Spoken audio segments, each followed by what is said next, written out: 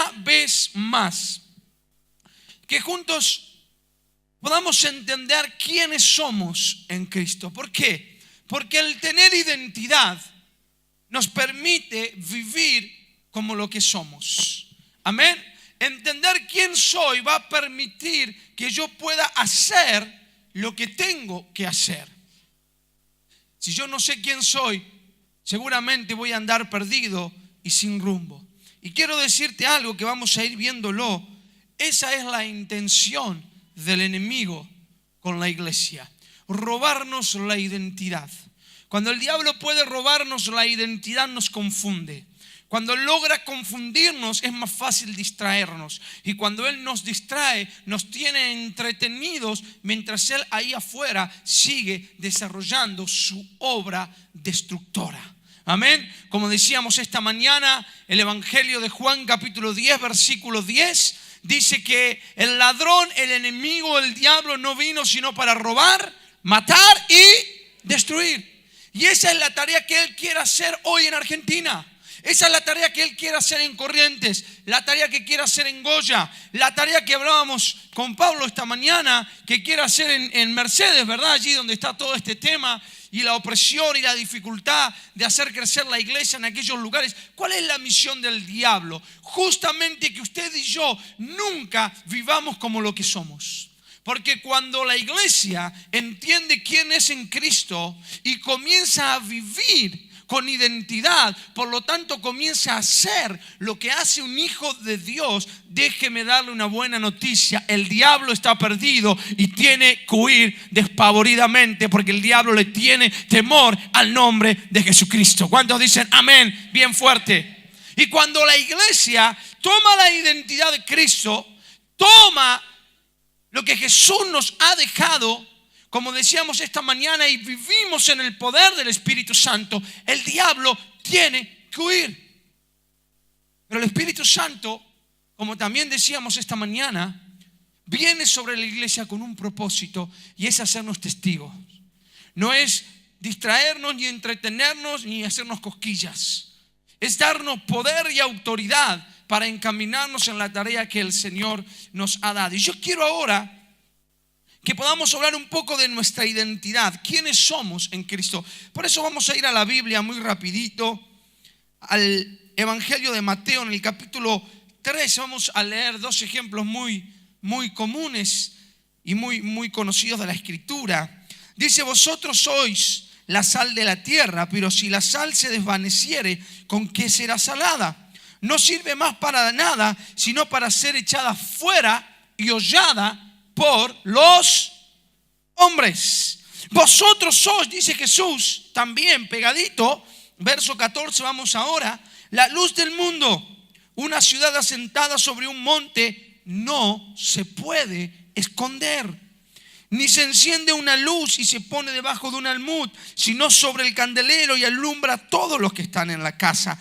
Así alumbre vuestra luz delante de los hombres, para que vean vuestras buenas obras y glorifiquen a vuestro Padre que está en los cielos. Vamos a darle un fuerte aplauso al Señor Jesucristo por su palabra en esta noche.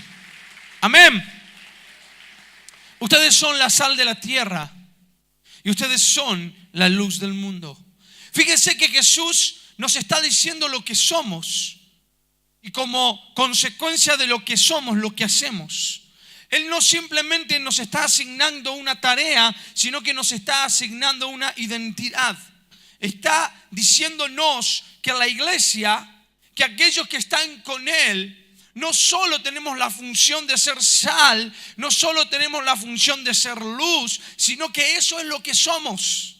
Y hacemos lo que hace la sal y hacemos lo que hace la luz. Porque es lo que somos, no es simplemente una tarea o una obligación de la iglesia, sino que es una consecuencia de lo que somos, de lo que Cristo ha hecho en nuestros corazones.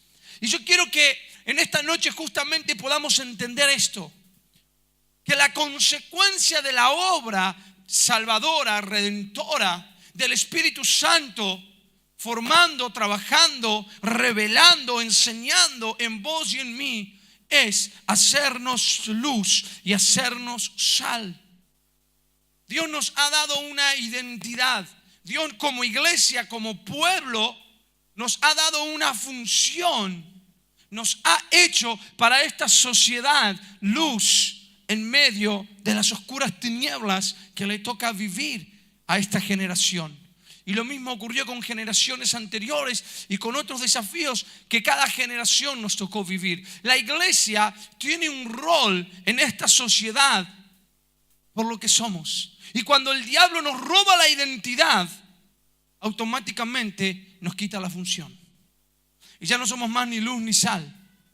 Pero la Biblia dice que si la sal no sirve más, no cumple la función, ¿qué hacemos? Se usaba para endurecer los caminos, para ser pisoteada. Ya no cumple la función, ya no sirve. La iglesia servimos para este tiempo. ¿Cuántos dicen amén conmigo bien fuerte?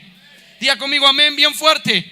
El diablo tiene una herramienta y es a través del pecado distraernos y robarnos la identidad. A través del pecado, como usted quiera llamarle. Podemos llamarle un pecado moral, podemos llamarle egoísmo, podemos llamarle envidia, celos, mentira, podemos llamarle amor al dinero.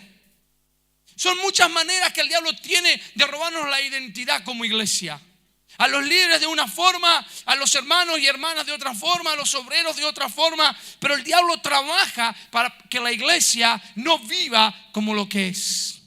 Y para que nuestra luz no brille y para que como sal que Dios nos ha puesto en esta tierra no podamos cumplir la función que el Señor nos ha dado. Por eso es tiempo de que nos levantemos en el poder del Espíritu Santo, entendiendo quiénes somos en Cristo Jesús y salgamos fuera de los templos a iluminar toda nuestra tierra con la luz del Evangelio de Jesucristo. ¿Cuántos me entienden? Me dicen amén. Bien, pero bien fuerte. Amén. Jesús no nos da un mandato, Jesús nos da una identidad. Jesús no solo nos dice lo que tenemos que hacer, sino que nos transforma y nos hace ser lo que Él quiere que seamos. Por eso dice, ustedes son. Por eso si en tu corazón y en mi corazón aún no arde, y yo en esta noche anhelo que ocurra conmigo, si aún no arde esta pasión que debe arder en un hijo de Dios, Señor, haz conmigo tu obra. Señor, evidentemente en mi corazón aún hay muchas cosas que me están distrayendo. Evidentemente en mi corazón hay motivaciones que quizás no son las tuyas y yo no las he podido derramar en el altar para que sean consumidas. Quizás hay pecados que estén trabando ese accionar, esa obra perfecta del Espíritu Santo en nosotros. Entonces tenemos quizá una generación, una iglesia que se ha visto limitada y que no ha podido ser luz en medio de la oscuridad. Y hay lugares de nuestra nación donde la oscuridad ha ganado y donde la opresión es tan fuerte que la iglesia no puede desarrollarse. Y aquella iglesia que fue llamada a ser victoriosa muchas veces retrocede siendo avasallada por el mundo de las tinieblas. Pero no es lo que dice la Biblia. Cuando yo veo que eso ocurre en mí, cuando yo veo que eso ocurre en muchos lugares de mi país, el desafío que nos toca es: Señor, yo quiero ser lo que tú quieras que yo sea. Haz conmigo lo que tú quieras hacer. ¿Cuántos dicen amén en esta noche? Y cuando entendemos que la luz es para iluminar en la oscuridad, por eso dice no se puede encender una luz y ser tapada. Entendemos que la iglesia no puede estar encerrada. Entendemos que la iglesia, no, todos estos faroles que hay aquí, no podemos vivir reuniéndonos entre nosotros, autoiluminándonos entre nosotros, porque la luz que nos fue dada no fue dada para ponerla bajo un techo, bajo un templo o 4 paredes o como querramos llamarla. Fue dada para que iluminemos donde quiera que Él nos haya puesto. Nuestras ciudades están llenas de lugares llenos de oscuridad. Ahí la iglesia tiene que llevar luz. Ahí la iglesia tiene que llevar la luz del Evangelio de Cristo. Ahí la iglesia tiene que ir con lo que somos, manifestando la obra maravillosa que Jesús ha hecho en nosotros. Por eso yo quiero, antes de adentrarme un poquito más en la palabra de esta noche, que entendamos que la tarea de iluminar al mundo la tarea de reflejar a Cristo a una sociedad que vive en las tinieblas del pecado no es la tarea de un ministerio, es la tarea de un pueblo, es la tarea de la iglesia. La iglesia no puede conformarse con tener, hermano, yo tengo mi equipo, tengo un evangelista y le puse unos colaboradores y ahí vamos. No, cada uno de nosotros debemos tener la pasión y saber que somos luz donde quiera que Él nos ha puesto. Sea una fábrica, sea un hospital como directores, sea un hospital como el que limpia, sean las calles, sea el barrio, sea la escuela, sea la universidad, sea los lugares de gobierno. No sé dónde el Señor te haya puesto, pero es importante que entendamos que nuestra sociedad, nuestro país, la República Argentina necesita ser iluminada con la luz del Evangelio de Cristo, y el Señor ha preparado miles y miles de luminarias para que lleven luz a toda esta nación. ¿Cuántos dicen amén conmigo en esta noche? Dale un fuerte aplauso al Señor.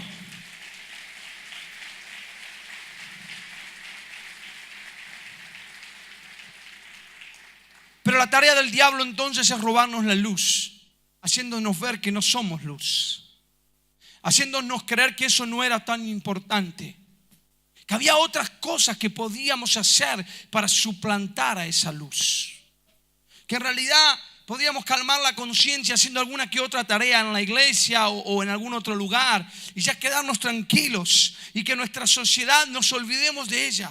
Nos olvidemos de ser sal y luz y que la sociedad se arregle de la manera que pueda. No te preocupen por ellos, preocúpense por ustedes.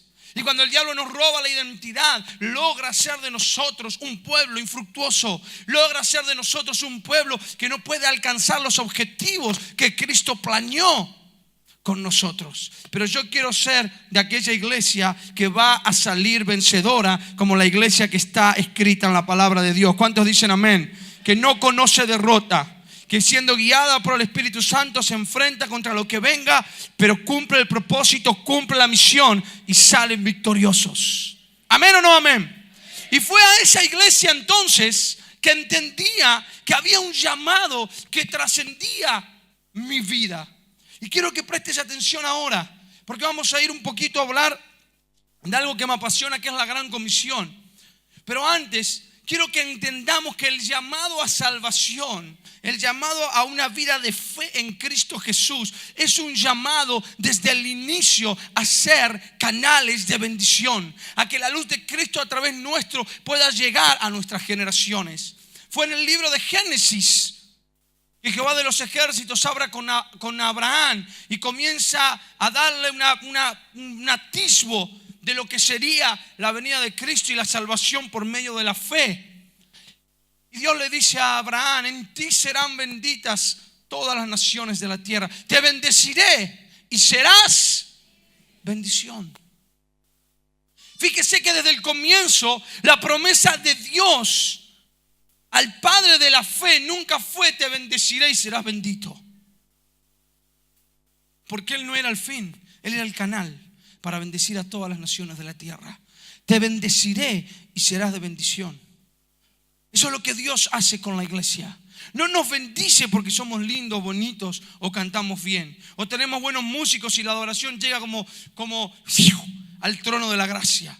No, Él nos bendice porque su anhelo y su deseo es que nosotros seamos de bendición para toda nuestra nación y todas las naciones de la tierra. ¿Cuántos me entienden? Me dicen amén. Eso desde el nacimiento, desde la concepción de la idea de Cristo, de la salvación, ese fue el plan de Dios. Y el diablo comenzó a trabajar para enseñarnos que el egoísmo era una opción del evangelio. Y muchas veces logró formar una iglesia de hombres y mujeres llenas de egoísmo. Yo siempre digo: donde Señor te diezmo para que me des. Y mira que cumplo, pero también te ofrendo para que me des. Y escucho la palabra para que me bendigas y te adoro para que me des tu presencia. Y sirvo junto a los pastores para que me bendigas. ¿Sí o no? Ocupate de las cosas del reino. Tantas veces lo habrán dicho en la iglesia que el Señor se ocupa de las tuyas. Bueno, Señor, yo me ocupo de tus cosas para que me bendigas. Y si nos ponemos a ver, muchas veces todo nuestro vocabulario tiene que ver con que Dios me bendiga. Pero yo quiero darte una buena noticia. Vos y yo fuimos benditos en plenitud en la persona de nuestro Señor Jesucristo. Él no dejó nada. Todo nos ha dado. ¿Cuántos creen esto? Le dan un fuerte aplauso al Señor Jesucristo. Ahora está en tu madurez y en mi madurez, en el trato que dejemos que el Espíritu Santo tenga con nosotros día tras día, para que podamos ir creciendo y descubriendo y disfrutando todo lo que Jesús ya pagó por nosotros y para nosotros en la cruz del Calvario. Pero en Cristo estamos plenos. Entonces es tiempo de entender que ya no es dame, sino Señor, cuenta conmigo. Yo quiero ser de bendición para mi generación. Yo quiero ser de bendición para mi ciudad. Bendíceme, pero te prometo que yo voy a ser de bendición para otros. ¿Cuántos dicen amén? Hoy vamos a orar por los enfermos. Pero aquellos que están enfermos se van a comprometer a buscar un enfermo para ir a orarle. Porque te bendeciré y serás de bendición. No alcanza, Señor, yo necesito. Señor, yo necesito, pero también estoy dispuesto a dar. Señor, yo necesito, pero entiendo quién soy y no estoy dispuesto un día más a que el diablo trunque tu plan y tu propósito con mi vida. Yo necesito, pero no voy a dejar de dar, porque mientras más doy,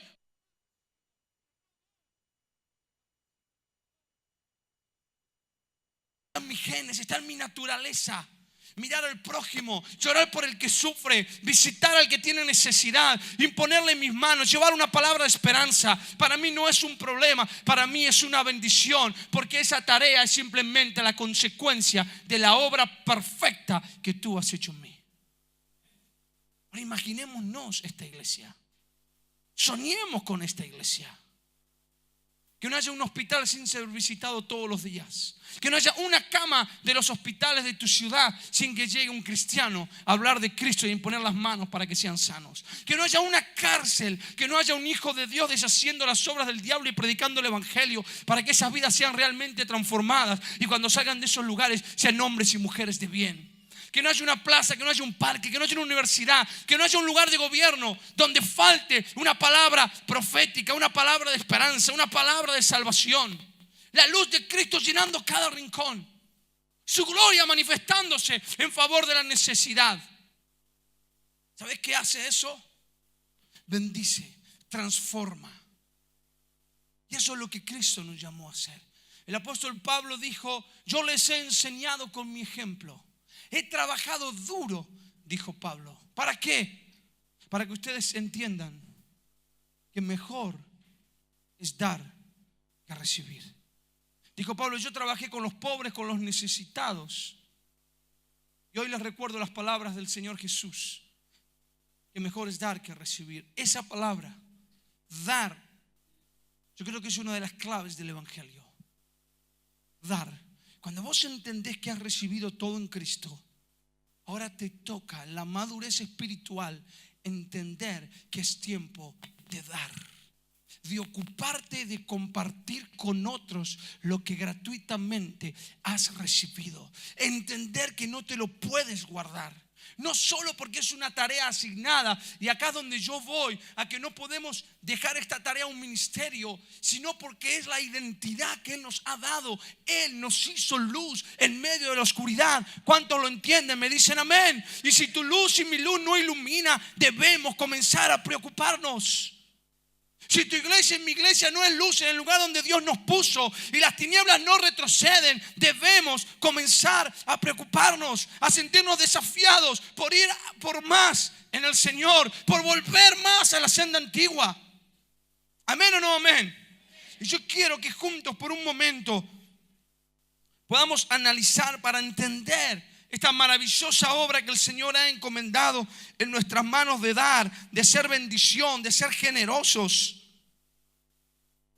de entender que fuimos bendecidos en Él y ahora tenemos que ser canales de bendición. Yo quiero que vayamos a la gran comisión, en el Evangelio de Marcos, capítulo 16, versículos 15 al 18, y le vamos a analizar rápido porque luego vamos a orar juntos, para que el Señor pueda darnos su corazón, para que Él nos enseñe a mirar como Él mira, para que Él nos enseñe a proyectar como Él proyecta. ¿Cuántos dicen amén en esta noche? Porque nosotros queremos, como decíamos hoy, sabiendo que no es un fin, sino que es una consecuencia. Pero queremos que la iglesia crezca como consecuencia del que el reino de Dios ha sido establecido en los corazones. ¿Cuántos dicen amén? Y todo esto, por lo que nosotros luchamos día a día, por lo que nos reunimos, por lo que pensamos, por lo que armamos estrategias, el Señor Jesús lo dejó revelado en su palabra. Para que usted y yo podamos armarnos de todo lo que la Biblia nos da y podamos salir a pelear esta batalla espiritual con sus herramientas, con sus fuerzas, con sus fortalezas. Amén. Y aquí en la Gran Comisión vamos a descubrir algunas cosas maravillosas que Jesús le legó a la iglesia y que como iglesia no podemos desconocer bajo ningún punto de vista. Ningún hijo de Dios, yo siempre digo lo mismo, ningún hijo de Dios puede desconocer lo que es la Gran Comisión y lo que ella significa. ¿Por qué? Porque aquí Jesús deja revelado lo que la identidad de un hijo de Dios produciría. Aquí Jesús deja revelado lo que un hijo de Dios sería para nuestra sociedad. Así como usted sabe que el mecánico arregla el auto o el médico me puede ayudar con una dolencia física o cualquier otra profesión puede hacer cualquier otra cosa puntual conmigo, la sociedad tiene que saber que vos y yo, los hijos de Dios, tenemos un rol en esta sociedad que nos lo ha dado el Señor Jesús. Y la Biblia dice entonces en este pasaje que Jesús les dijo: id por todo el mundo y predicad el evangelio a toda criatura. ¿Amén o no? ¿Me va siguiendo? Dice: el que creyere y fuere bautizado será, mas el que no creyere será condenado. Y la Gran Comisión continúa, no termina solo en predicar. Dice: y estas señales seguirán a los que creen. Y da 4 señales. La primera: en mi nombre echarán fuera demonios. Diga conmigo: echar fuera demonios. Segundo: hablarán nuevas lenguas. Tercero: tomarán en sus manos serpientes. Si bebieren cosa mortífera no les hará daño. Y por último, sobre los enfermos pondrán las manos y sanarán. Y aquí vamos a meditar por unos minutos en este pasaje de la Escritura. Porque aquí Jesús le dejó a la iglesia lo que la iglesia está buscando. Le dejó a la iglesia visión y le dejó a la iglesia dirección. En primer lugar, debemos entender que como iglesia somos parte de un cuerpo. ¿Cuántos cuerpos? ¿Cuántos cuerpos? No 2, no 3, no 4, no 5. Por eso es menester, no es el tema de hoy ni de mañana tampoco, en alguna otra oportunidad, que la iglesia se active como uno. No solo en tu institución o denominación, sino en tu ciudad. Porque esa es la iglesia que Cristo planeó, la que trabaja como un cuerpo, distintos, cada uno con diferentes funciones, pero parte del mismo cuerpo que tiene ¿cuántas cabezas? ¿Cuántas cabezas tiene la iglesia? Una. ¿Cuántas cabezas tiene usted? Una, ¿verdad? Mira, es difícil tener 2, 3, 4 cabezas, ¿sí o no? ¿Tenemos cuántas cabezas? Como la iglesia. Y la cabeza de la iglesia se llama Cristo. La visión está ¿en dónde? ¿En las manos, en los pies o en la cabeza? A ver, algún doctor que me ayude. ¿En la cabeza o no? A ver. ¿Biología de qué es eso? ¿Primer grado? ¿Qué sería? ¿Dónde están los ojos? En la cabeza. Entonces la visión es dada por la cabeza. Entonces aquí debemos entender que la visión de la iglesia no es determinada ni por usted ni por mí. No es determinada ni por un hombre o una mujer, por más grande o bueno que haya sido. La visión para el cuerpo de Cristo está en la cabeza y la iglesia se llama Jesucristo. ¿Cuántos le dan un fuerte aplauso a ese Dios maravilloso que dejó todo en un orden perfecto? ¿Para qué? Para que usted y yo no nos confundamos, para que no nos peleemos, para que no digamos, no, pero yo voy para allá, no, pero mira que allá está difícil, vamos para allá. No ves que el cuerpo va para allá. El Señor todo lo ha hecho ordenado y perfecto. Nuestros desórdenes y nuestros problemas son producto de no vivir plenamente rendidos a la obra del Espíritu Santo. Pero allí está la visión en la cabeza, y la cabeza que es Cristo dejó la visión bien clara. Bien clara. Y antes de ascender a los cielos, antes de ser recibido en la gloria, y quiero aquí que nos detengamos por un momento, cuando Él pudo haber pedido muchas cosas para Él, porque era su momento. Yo imagino que si ahí estarían las fotos, los celulares, ¿verdad? Eran las últimas palabras de Jesús antes de que Él ascienda. Y Él pudo haber pedido: adórenme, enciérrense a buscarme. Pero no pidió nada de eso. ¿A cuánto les gusta adorar al Señor? A mí me encanta. Amén. 20 horas de adoración por día. ¿Por qué? Porque yo soy digno de toda la gloria y de toda la honra. ¿Qué hubiésemos dicho? Amén, Señor. ¿Él es digno de toda la gloria, sí o no? ¿Pero fue eso acaso lo que Él pidió? ¿Fue eso lo que leímos recién en Marcos? ¿Las últimas palabras de Jesús dijeron eso? No. Él no pidió nada para Él. Señor, pero venciste a la muerte, renunciaste a tu gloria, viniste a vivir entre nosotros, venciste al pecado, al mismo infierno, nos reconciliaste con Dios para que podamos volver al estado original. Todo lo hiciste perfecto y lo hiciste vos, porque nosotros fallamos vez tras vez. Y ahora que te toca pedirnos algo, yo no pedí nada para vos. Wow, qué ejemplo, ¿verdad? Aquellos que son ministros y líderes y tomemos nota. A veces nos gusta que nos honren, y ¿sí o no? Amén o no, que nos traigan ofrendas, regalitos. El Señor no pidió nada para Él. Y Él era digno. Él se lo merecía más que nadie. ¿Para quién pidió? Las criaturas, ahora lo vamos a analizar. Las criaturas, los endemoniados, los enfermos. Jesús nos estaba enseñando el camino, la revelación de lo que Él le dio a Abraham. Nos estaba enseñando que Él vino a dar, que Él vino a pensar en otros.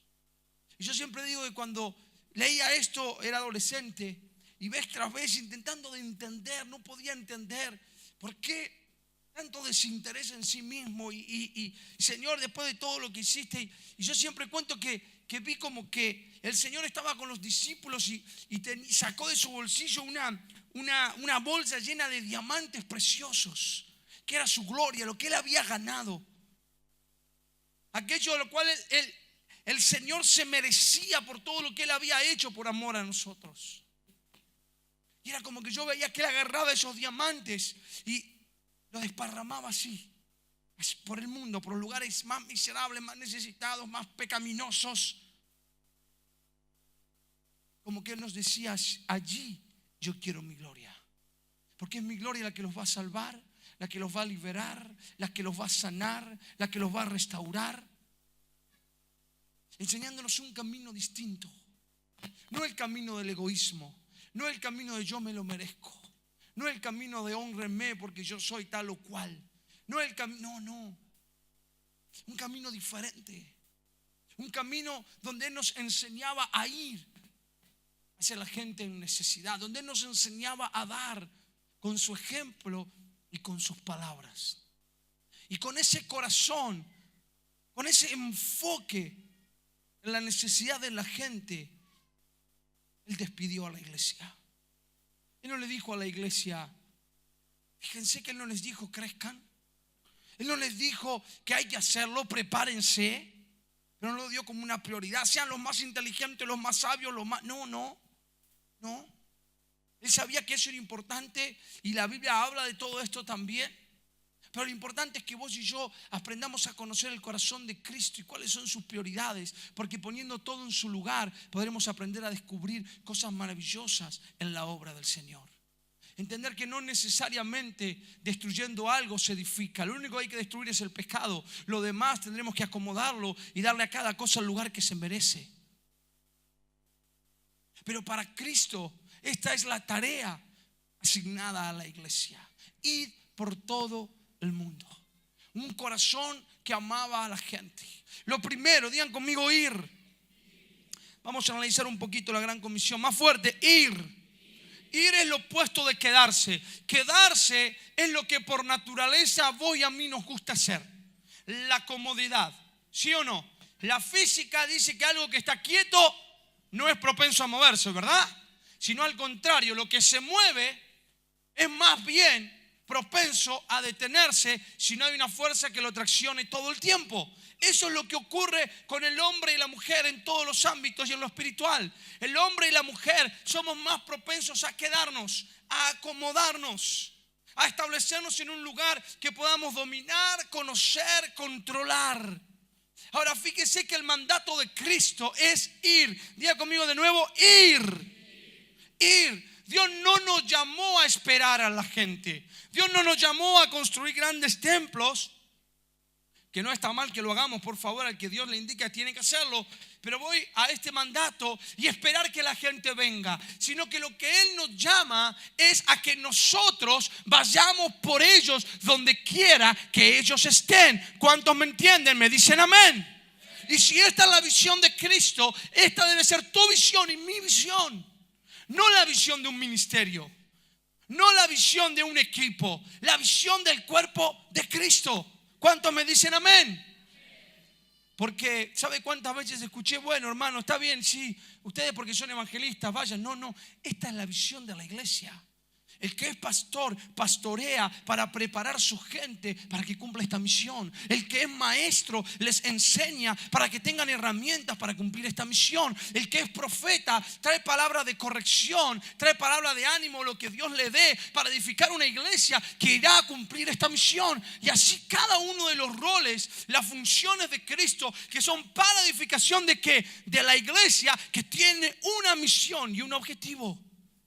Las diferentes funciones de la iglesia no modifican el objetivo de la iglesia que fue dado por la cabeza. Al contrario, deben apoyarlo, deben fortalecerlo y deben darle crecimiento a la visión que estableció Cristo. Y Cristo nos enseñó a ir. Por eso en tu agenda y en mi agenda ministerial debe haber una iglesia que vaya. Diga conmigo, tengo que ir. ¿Dónde están? Están en las plazas, están en los parques, están en las calles, están, como decíamos, en los hospitales, en las cárceles, están ahí. Y Jesucristo nos dio una misión bien clara y es ir por ellos. ¿Cuántos me dicen amén? ¿Hacer qué? Nos manda el Señor a predicar. Pero primero dice, id por todo el mundo. Ir por todo el mundo. Diga conmigo mundo. Mundo. Yo siempre digo dos acepciones de esta palabra. La primera es la espiritual, que es el lugar de gobierno del diablo a través del pecado. ¿Sí o no? El príncipe de este siglo, el diablo, es quien gobierna este mundo. Amén. Cuando usted escucha, los que son más viejos como yo, a ver, cuando escucha una canción que no es de un autor cristiano, ¿cómo le dice usted? Que esa música es como mundana. ¿Sí o no? Nos referimos no necesariamente porque a lo geográfico, que es la otra parte, sino nos referimos a esta parte del mundo, que Jesús habló muchas veces usando esta palabra. Una de ellas fue cuando Él nos dijo que ustedes están en el mundo, pero no son.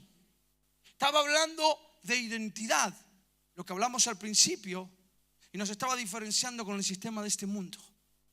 Nos dijo que geográficamente estábamos, pero que no éramos.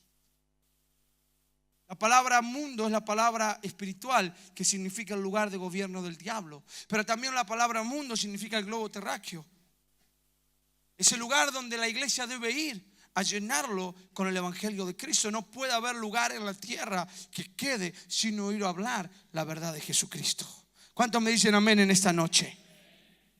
Ahora fíjese que Jesús nos da entonces orden concreta con un lugar directo a donde cumplir esa orden. Nos manda a ir, pero no nos manda a ir de templo en templo. Nos manda a ir al mundo donde gobierna el diablo. Nos manda a ir ahí donde hay tinieblas. ¿Por qué? Porque somos luz. Ir por todo el mundo. Ya sabemos qué tenemos que hacer. En primer lugar, ir. ¿Dónde tenemos que ir? Al mundo. Ahora sí. ¿Hacer qué? Ir por todo el mundo y predicar el evangelio. Fíjese aquí lo que hablábamos esta mañana. Por eso es importante que usted siga el hilo de las charlas, porque lo que habremos mañana a la mañana tendrá mucho que ver con lo que hablamos hoy y esta mañana. Ir por todo el mundo y predicar el evangelio. Dijimos esta mañana que el evangelio es el poder de Dios manifestado en la necesidad de la humanidad y no solo el mensaje. ¿Cuántos recuerdan? Me dicen amén. El poder de Dios, del Espíritu Santo siendo manifestado a través de la iglesia. Entonces Él nos manda a un mundo en oscuridad a hablar el evangelio. ¿Qué es el evangelio? El poder. ¿Y en qué consiste ese poder en cuanto al mensaje? Evangelio es la buena noticia de salvación. Evangelio es Jesucristo entre nosotros, amándonos, salvándonos, perdonándonos y reconciliándonos con su Padre. Ese es el mensaje que tenemos que llevar al mundo. No tenemos que llevar un mensaje de moral, un mensaje de ética, un mensaje de amor y de paz. Lo que el mundo necesita saber es que Jesucristo los ama, que tienen que arrepentirse de sus pecados y que Jesucristo los recibe con brazos abiertos. Eso es lo que Él nos mandó a predicar. Por eso no podemos estar temerosos. Muchas veces en las campañas al aire libre, en diferentes lugares, bueno, hermano, nos dicen, fíjese acá, si usted habla de Jesús, si usted mira, hermano, si acá no se puede hablar de Jesús y no se puede hacer lo que la Biblia dice que tenemos que hacer, no hacemos nada. Porque la verdad bíblica no se negocia. Lo que el mundo necesita es el evangelio, no a mí, no mi bonito mensaje. Y Jesús nos manda como iglesia al mundo no hablar de otra cosa que no sea de Él. Porque el mundo necesita a Cristo. ¿Cuántos entienden eso? Por eso preparémonos para hablar de Jesús. Conozcamos a Jesús. Lleguemos desde que son niños en la iglesia a estudiar Mateo, Marcos, Lucas, Juan. ¿Cómo era Jesús? ¿Cómo hablaba Jesús? ¿Cómo miraba a la gente Jesús? ¿Qué pensaba de la gente? ¿Qué hacía Jesús cuando venía un enfermo? ¿Se lo mandaba el pastor? ¿Qué hacía Jesús cuando venía un endemoniado? ¿Qué hacía ese Jesús a quien fui llamado a imitar y a quien me da identidad? Enseñémosle a nuestros niños, a nuestros adolescentes, a nuestros jóvenes, para que luego ellos puedan hablar de un Jesús a quien conocen. Un Jesús que se revele a través de la palabra y la obra del Espíritu Santo a sus corazones y a su entendimiento.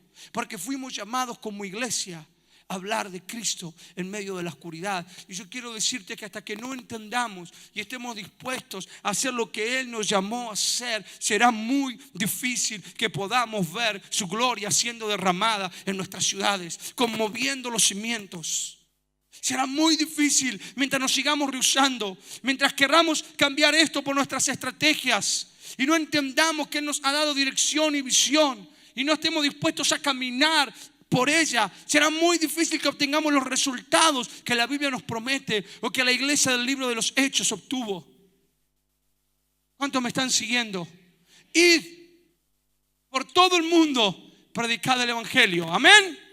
Cosas bien específicas, como para que nadie diga, pero yo no sé lo que tengo que hacer como hijo de Dios. Bueno, hermano, tiene que ir al mundo en el cual usted está, pero no es parte. Porque el mundo es oscuridad y usted es luz en Cristo. Usted tiene otra identidad que no debemos permitir que el diablo nos la robe. Amén. Y en ese mundo, llamale trabajo, llamale viaje al trabajo, llamale lugar de estudio, como quieras. Somos llamados a hacer luz.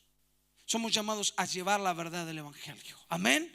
Id por todo el mundo y predicad el evangelio a toda criatura. ¿Quiénes son las criaturas? Y aquí Jesús sigue ampliando la lupa, como que se va aumentando cada vez más y cada vez con mayor claridad podemos ver la visión que Él le deja a la iglesia. ¿Quiénes son las criaturas? Los que no son hijos. Criaturas no solo nos da la imagen de indefenso, que así está el mundo ante el pecado, vulnerable e indefenso, sino que nos da también, criatura viene de la palabra creación. Todos somos creación de Dios, pero no todos somos hijos. Los que están ahí afuera y no conocen a Cristo, ellos son criaturas. Son creación de Dios, pero aún no han sido hechos hijos de Dios. Y fíjese que el objetivo de la iglesia son las criaturas. Decir al que tenés al lado, mi objetivo son las criaturas. Porque yo soy iglesia.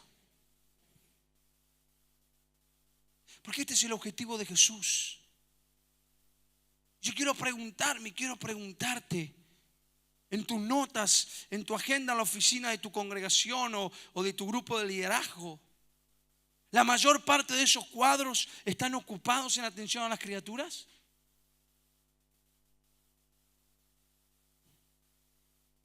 ¿O estamos demasiado ocupados con el trabajo de dentro?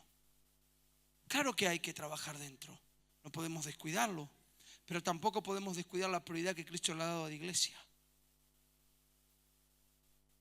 Porque mientras más capacitemos al pueblo para tener identidad y tener propósito, menos problemas traerá el pueblo. Más sanos estarán las 99 y menos cuidado necesitarán, porque ellos estarán ocupados en cumplir la función y el Espíritu Santo los ministrará y les enseñará. Y nos dará a nosotros las herramientas también para ministrarlos, pero al mismo tiempo poder ocuparnos de lo que Él nos llama a ocuparnos como iglesia. Las criaturas, los que aún no conocen a Cristo. El Señor nos llama a ellos a ir a hablarles de Cristo, pero también, como veníamos diciendo esta mañana, Jesucristo deja un desarrollo muy amplio de que el evangelio no solo consistiría en palabras, sino en poder. Por eso dice, luego de que nos manda a un lugar específico, a hacer algo específico, con personas específicas, nos dice que todo eso no se haría solo con un mensaje, sino con señales poderosas. Como leímos esta mañana que dijo el apóstol Pablo y dijo, y estas señales los van a seguir a los que creen. ¿Quiénes son los que creen? Los que vienen haciendo lo que Él nos llamó a hacer primero. ¿Cuántos dicen amén en esta noche? Yo creo, diga conmigo, yo creo. Yo creo. Yo creo. Yo creo primero que la palabra de Dios es sí y es amén. ¿Cuántos me dicen amén bien fuerte?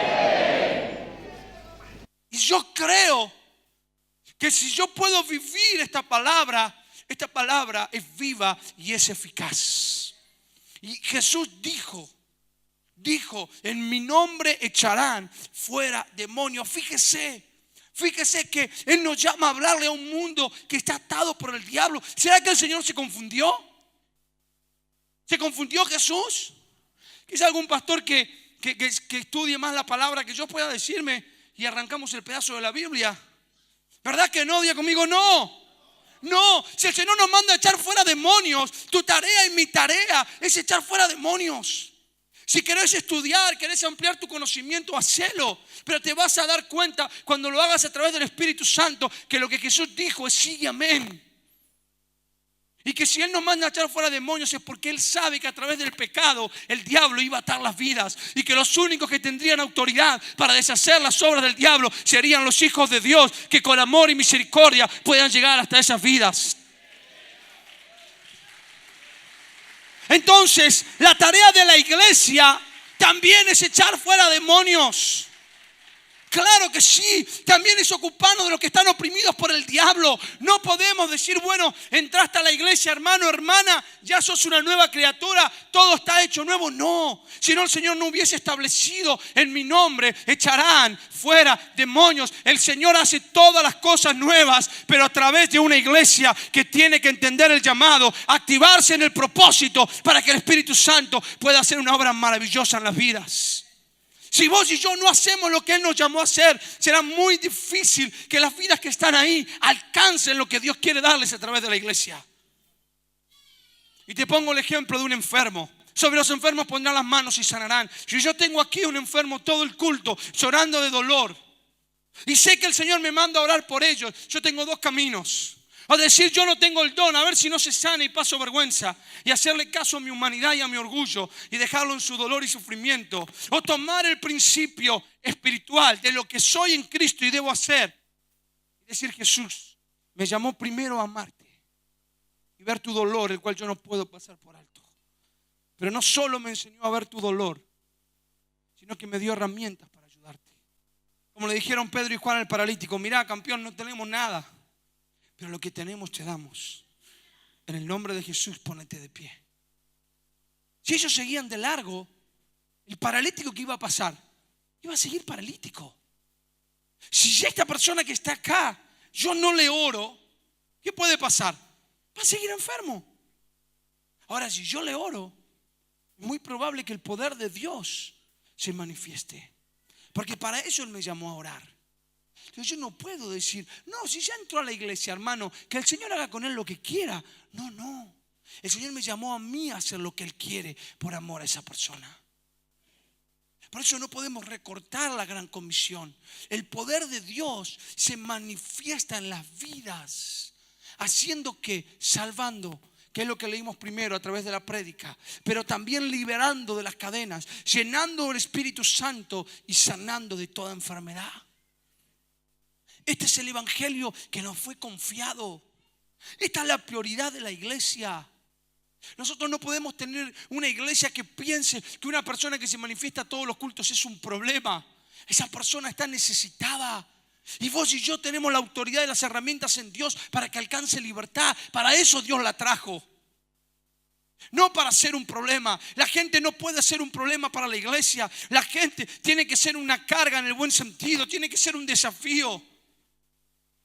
La iglesia debe aprender de aquí. Una vez que entendemos la tarea de la gran comisión, de ir a donde ellos están, de buscarlos, de echarle fuera a los demonios, llenarlos del Espíritu Santo, sanar sus dolencias, debemos entender que la esencia de toda esta tarea es el corazón de Cristo. Por eso Jesús no solo le dio a la iglesia visión, nos dijo dónde íbamos a ir. Miren, muchachos, su objetivo está allá. Allá donde están las criaturas, allá en el mundo, allá donde hay enfermos, donde hay doloridos, donde hay oprimidos por el diablo, ahí tienen que estar ustedes. ¿Cuántos me están entendiendo? Me dicen amén. Pero no sentados cómodamente, sino cumpliendo la función, echando fuera demonios, sanando enfermos, predicando el evangelio. ¿Amén o no amén? Ahora, ¿cómo hacer eso? Señor, si mi naturaleza no me lo indica. Si primero yo, segundo yo y tercero yo. Ya demasiado trabajo tengo, pastor, que me tengo que quedar predicando hasta... Pastor me dio un anexo y encima que tengo que aguantarme los problemas de la gente, me tengo que quedar predicando hasta tarde y todavía tengo que atender al que está endemoniado, ir a visitar al vecino que no sé qué le pasó. ¿Cómo hago? La única manera que el corazón de Jesús a través de la obra del Espíritu Santo nos sea revelado. Porque tanto amó Dios al mundo. Lo que Jesús hizo con la gente fue amarla. Y lo que Él nos enseñó a la iglesia es que teníamos que amar a la gente. Si no, esto va a ser imposible. No solo imposible porque por más que queramos, sin ese impulso no lo lograremos, sino que no podremos vencer nuestra propia naturaleza egoísta. El único que puede doblegar nuestra naturaleza y llenarnos de ese amor a tal punto que renunciemos a cosas para ayudar a otros es el Espíritu Santo. No hay otra. Tenemos que ser llenos del amor y de la compasión para que podamos ver a esa gente y ver su dolor y su sufrimiento. Y cuando vos sentís amor y compasión, te mueve a hacer algo por el prójimo. Y cuando vos sos movido, vos caes en cuenta de que tenés las herramientas para darle lo que ellos necesitan.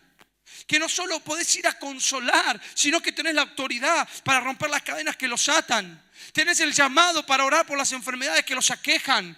Tenés el poder y el mensaje de Jesucristo para que el velo de incredulidad sea quitado y que ellos puedan acceder a la salvación. Pero sin amor, mientras sigamos viviendo sin identidad, indiferentes a la necesidad del prójimo, será muy difícil que el propósito de Dios se active. Por eso decíamos esta mañana que el ministerio de Cristo y la iglesia fueron activadas después de ese encuentro con el Espíritu Santo. Si el Espíritu Santo no modifica, si el Espíritu Santo no cambia, si el Espíritu Santo no hace su obra perfecta en nosotros, será muy difícil un día nos juntemos y lloremos juntos por los que sufren. Un día nos juntemos a derramar lágrimas por el dolor de nuestro pueblo. Era muy difícil. Porque tu naturaleza y mi naturaleza es egoísmo. Es la del pecado. Y eso es lo que el diablo quiere hacer crecer. Y por eso, como decíamos esta mañana, es menester que el fuego en el altar arda cada mañana. Que la obra del Espíritu Santo sea constante y continua para que vaya quemando toda impureza, para que vaya quemando toda esa naturaleza mía y vaya ganando lo de Dios día tras día. Y cuando yo vea al necesitado, entienda que yo no puedo irme, porque Jesús no se iba hasta no atenderlo, hasta no escucharlo, hasta que ese hombre o esa mujer no reciba lo que Dios tenía para darle. Y a veces no es fácil. Nosotros nos toca estar a veces en las campañas y son miles y miles. Y sabes que cuando todo termina hay que quedar solo uno por uno. ¿Por qué? Porque Jesús lo hacía. Jesús estaba con la gente. Él no era importante, él no era famoso. Él no salía corriendo por la puerta de atrás. Tomaba un compromiso con la gente y con su necesidad. Y eso es lo que la iglesia debe aprender a hacer. Amén. Y te pongo este ejemplo y termino. Si el teclado me quiere acompañar, por favor. Y ya vamos terminando. Si los músicos quieren ir subiendo, vamos a orar juntos. La viuda de Naín. El Evangelio de Lucas. El Señor nos cuenta que Jesús salió. Fíjese qué curioso. Salió de donde estaba para ir a un pequeño pueblo llamado Naín. Y sígame por favor el relato. Y dice que Jesús fue con sus discípulos. No fue solo. En el único momento del pasaje que se nombra a los discípulos es cuando salen del lugar donde estaban. ¿Sabe qué me imagino yo? Me imagino 5 o 6 de la mañana, época de verano, el sol comenzando a levantar y Jesús recorriendo donde estaban los discípulos. Vamos muchachos, arriba, arriba. Señor, es temprano, estamos cansados, venimos de ministrar. Arriba, arriba, arriba. Hoy hay una cita divina. Tenemos que caminar un trecho y llegar a un lugar llamado Naín. Señor, Naín, un lugar chiquitito, ahí no hay nada. ¿Qué vamos a ir a hacer a Naín? Hay problemas, tenemos que ir a Naín. Fíjese que Jesús salió de donde estaba para llegar hasta Naín. Salió como en la gran comisión. Salió del lugar cómodo. ¿Para llegar a dónde? ¿Al estadio lleno de gente? ¿Donde lo aplaudían y lo esperaban? No. Para llegar al lugar de necesidad. Naín. Y el momento era justo y oportuno. Jesús venía entrando, caminando con sus discípulos, quizá horas caminando. Y salía una multitud con una mujer, todos vestidos de negro. Todos lloraban. La muerte iba en medio. La Biblia no habla más de los discípulos. Qué curioso. Dice que Jesús ve a la mujer, le presta atención. Una multitud como esta o mucho más grande. Y por ahí había una mujer. Y Jesús la mira. Pero la miró tan fijo que hasta vio que corrían lágrimas. Prestó atención a la necesidad. Y dice que cuando la vio, no antes, tuvo compasión de ella. ¿Queremos amar a nuestra gente? Míralos. Empezá a saber lo que sufren. Escúchalos. Pasa tiempo. Anda a ver cómo viven. Sentate donde ellos están. No esperes que ellos vengan. Así como Jesús salía a buscarlos. Pero hermano, ahí donde ahí hay oscuridad, ahí hay muerte, ahí hay opresión, ahí fue Jesús.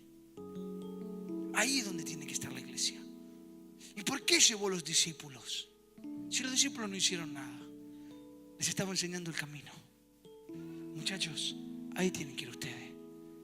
No donde están las luces, el humo, el sonido, que está todo bueno. No, el trabajo está acá en el barro. Acá donde hay que amar a la gente. Pero para aprender a amarla hay que aprender a mirarla. No puedes estar todo el tiempo corriendo con tu plata, con tu trabajo, con tus objetivos, con tus sueños, con tu ministerio, correr y correr y correr y correr y correr y correr. Hay que mirar a la gente. Hay que saber qué le pasa. Y tuvo compasión. Y cuando tuvo compasión, la compasión es el amor puesto en acción. Un amor que no te hace sentir lástima. Pobre hombre, pobre mujer, y se puso el semáforo en verde y ya está, y nos olvidamos. ¿Sí o no? Ya volvimos con nuestros problemas, el WhatsApp que llega, lo estamos esperando, hay un problema acá, allá, el trabajo, el ministerio. Ya está, me olvidé. No. La compasión es un amor que te lleva a movilizarte por la necesidad del prójimo. Y cuando vos te movilizás por amor, lo que sigue al amor es el poder manifiesto de Jesús. No antes. El Señor va a manifestar su poder a través tuyo, entre tu pueblo y tu gente, cuando aprendas a amarlos. Y cuando lo que te mueva a ir a visitarlos a la madrugada porque te llamaron, papá, mamá, está internado, está grave, o mi hermano tuvo un accidente, o mi papá llegó alcoholizado a casa y no sé qué hacer, y el amor y el sufrimiento del otro te mueva, vas a comenzar a ver el poder de Dios manifestado en una manera maravillosa. Y Jesús amó a esa mujer. La amó y tuvo compasión de ella y se acercó y la ministró y habló con ella. Mujer, no llores. Le dedicó tiempo de su apretada agenda a una mujer que ni conocía y que ni siquiera ella lo estaba esperando. Ni siquiera lo había llamado, ni siquiera quería recibirlo. Pero él la amó. A él no le preocupó nada. Si la mujer lo iba a rechazar, si la mujer lo iba a escupir, nada. Él la amó. Y porque la amó, actuó sin prejuicios, sin esperar nada. De eso se trata el amor. ¿Qué le podía dar esa mujer? ¿Qué le podía dar Naín? Nada. Pero él no fue a buscar nada, él fue a dar. Él fue a enseñar lo que vos y yo tenemos que hacer cada día.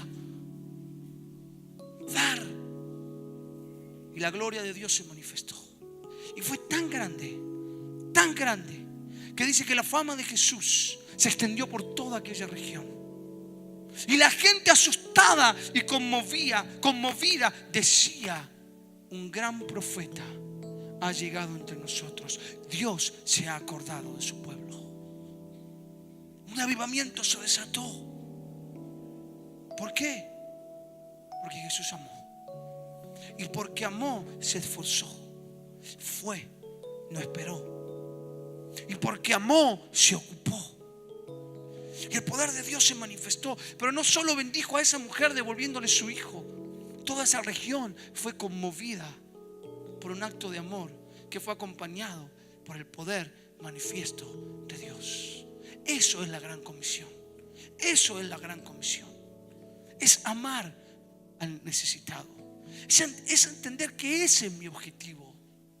Mi objetivo no es este. Que no significa que yo no tenga que hacerlo.